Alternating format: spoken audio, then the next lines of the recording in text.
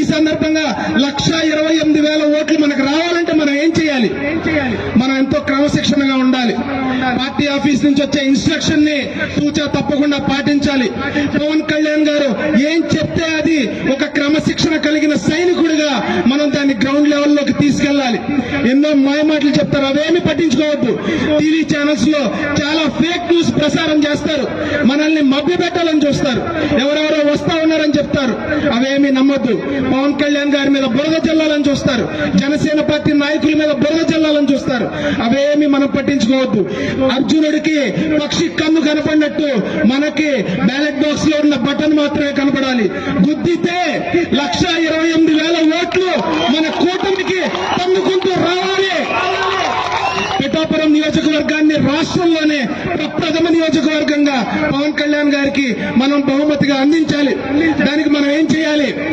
నేనైతే జనసేన పార్టీ దీక్ష తీసుకుంటా ఉన్నా.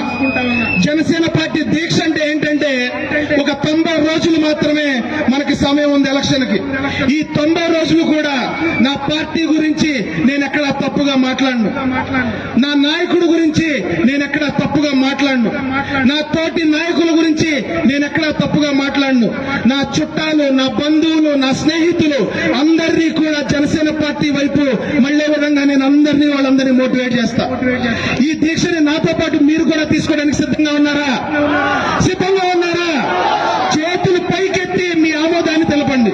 చేతులు పైకెత్తి చప్పట్లతో జనసేన టీడీపీ కూటమిని గెలిపిస్తామని చెప్పి మీరు చప్పట్లతో మీ ఆమోదం తెలపండి. ఈ రోజున పవన్ కళ్యాణ్ గారికి పిఠాపురం నియోజకవర్గాన్ని మనం బహుమతిగా ఇవ్వటానికి ఈ రోజున గొల్లపురం పట్టణం నుంచి మనం ఎన్నికలకి శంకరావం పూరించబోతున్నామనడానికి నేను గర్వంగా చెప్తా ఉన్నా.